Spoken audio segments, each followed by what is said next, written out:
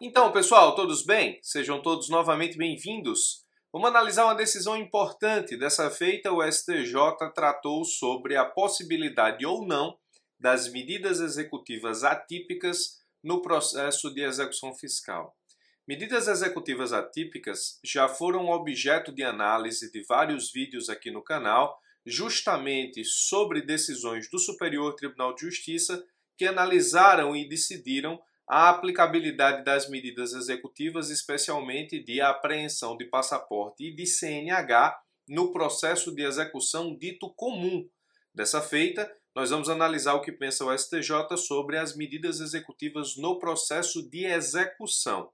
Se você estuda para os concursos da advocacia pública, sabe que a execução fiscal é um dos temas mais importantes em direito tributário, faz parte não só do direito tributário, mas da disciplina ou subdisciplina que se costuma chamar de processo tributário, que é muito incidente em provas dos concursos da advocacia pública, ou seja, as provas de procurador, PGM, PGE, Advocacia Geral da União, seja o que for.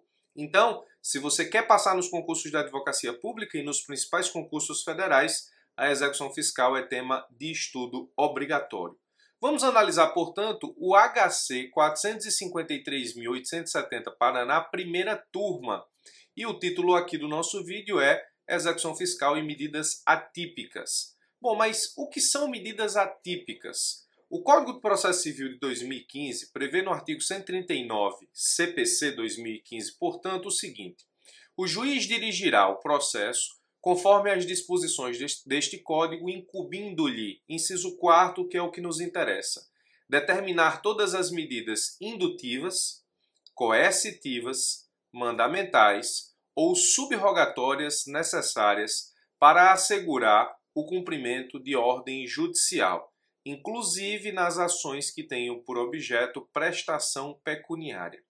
O artigo 139, inciso 4º do Código de Processo Civil praticamente nos dá o conceito de medidas executivas atípicas. São medidas indutivas, coercitivas, mandamentais ou subrogatórias necessárias, e aí você pode substituir todo o final pela parte seguinte: necessárias à efetividade das decisões judiciais. Você pode, na verdade, transformar tudo isso aqui em efetividade da prestação jurisdicional com o cumprimento da decisão judicial. Então são medidas indutivas, coercitivas, mandamentais ou subrogatórias. Daqui a pouco nós falamos sobre exemplos de medidas atípicas. Essa disposição, artigo 139, inciso 4º do CPC, ela está alinhada com o que prevê o artigo 6º do Código do Processo Civil, que estabelece a efetividade do processo como norma fundamental. O artigo 6º diz o seguinte, todos os sujeitos do processo devem cooperar entre si para que se obtenha em tempo razoável, então, razoável duração do processo, decisão de mérito justa e efetiva. A efetividade do processo é, portanto, norma constitucional no que estabelece o artigo 6º do Código de Processo Civil. Dentro dessa efetividade, o artigo 139, inciso 4º, prevê, portanto, a possibilidade de utilização de medidas judiciais e executivas atípicas com o objetivo de induzir, coagir o devedor a saldar o crédito em uma execução, trazendo o artigo 139 para o processo executivo.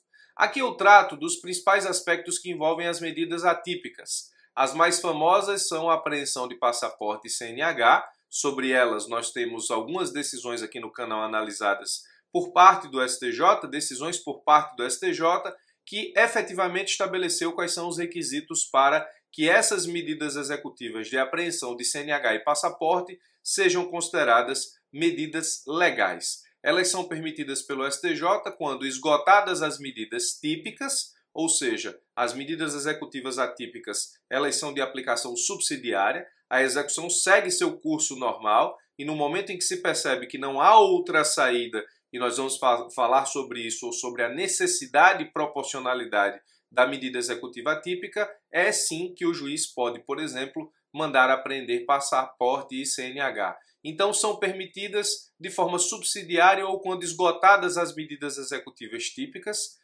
quando deferidas por decisão devidamente fundamentada. Então o juiz não pode simplesmente despachar deferindo medida executiva atípica, ele precisa fundamentar o deferimento dessa medida, ele precisa, na verdade, enfrentar todo o ônus de fundamentação dessa decisão e é preciso que essa decisão também seja submetida a contraditório.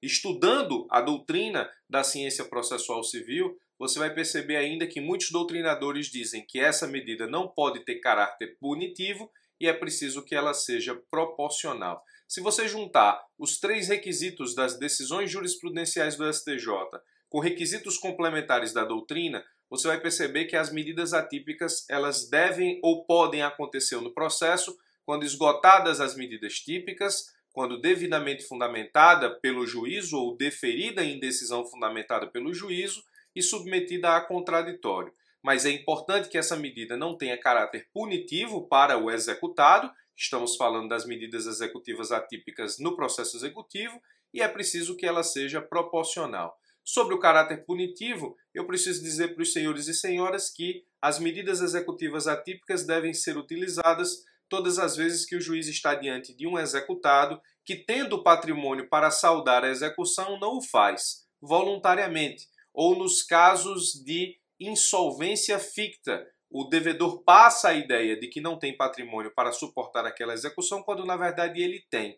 Quando o juiz está diante de um devedor que não salda a execução, não paga a execução, não cumpre com sua obrigação de forma voluntária, tendo patrimônio para tanto, ele deve fazer uso da medida executiva atípica para induzir ou, nesse caso, constranger o devedor a realizar o pagamento, a fim de que aquela medida executiva atípica que, em tese, atrapalhará a sua vida, deixe de produzir efeitos. Se você estiver diante de um devedor, num processo de execução, que não tem patrimônio para saldar a execução, a medida atípica não vai ter caráter, nesse caso, de indução ao pagamento. Ela vai assumir contornos de punição. Então, aplicar medida atípica a quem não tem patrimônio para saldar a execução é punir o devedor por não ter justamente esse dinheiro ou esse patrimônio para realizar esse pagamento. E sobre a proporcionalidade, essa ideia se mistura com a ideia de necessidade. É preciso que seja necessário impor ao executado uma medida típica para induzi-lo ao pagamento, uma vez que não há efetivamente outra coisa a fazer no processo executivo.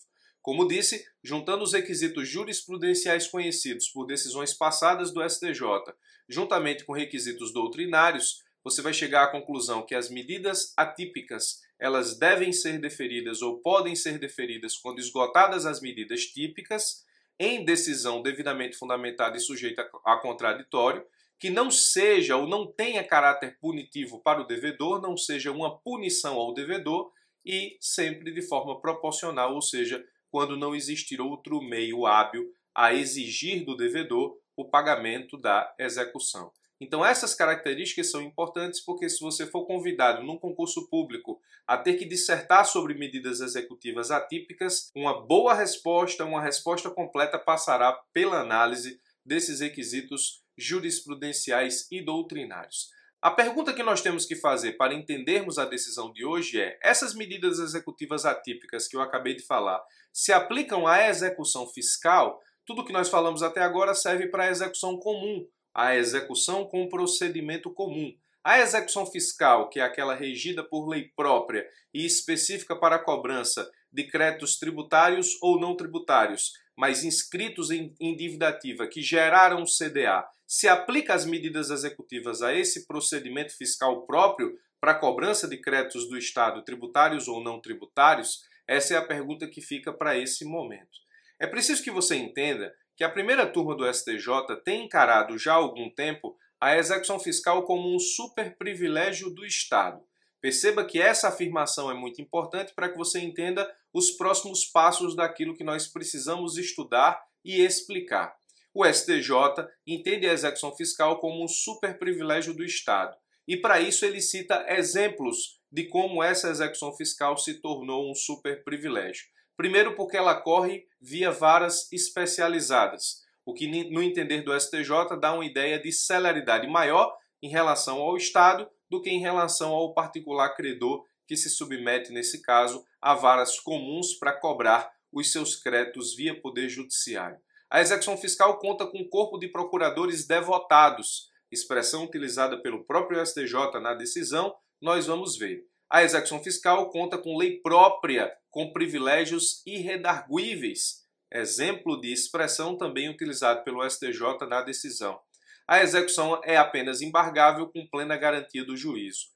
É interessante porque esse quarto ponto, como superprivilégio do Estado na execução fiscal, a própria primeira turma afastou no recurso especial 1.487.722, quando ela própria, a primeira turma, estabeleceu exceção à possibilidade de apresentar embargos do devedor só com garantia do juízo. Em outras palavras, a primeira turma criou uma exceção possibilitando ao devedor apresentar embargos na execução fiscal sem garantir o juízo, todas as vezes em que ele demonstrar que não tem patrimônio para tanto. Então, esse tópico do superprivilégio da execução fiscal do Estado já foi afastado pela própria primeira turma e nesse julgado ela utiliza esse critério para dizer que a execução fiscal traz para o Estado uma condição de superprivilégio, ou seja, de superprivilégio do crédito do Estado em relação aos créditos dos outros exequentes. Todos esses exemplos que transformam a execução fiscal em superprivilégio do Estado no dizer do STJ não foram por mim criados, foram retirados da decisão do STJ exatamente no HC 453.870, que entendeu inaplicável, e aí vou adiantar a solução, as medidas atípicas à execução fiscal sobre o argumento de que o Estado já tem muito privilégio na execução fiscal, então o STJ não iria acrescentar mais um privilégio com a utilização das medidas atípicas que acabamos de explicar. A decisão do STJ ficou assim, ó.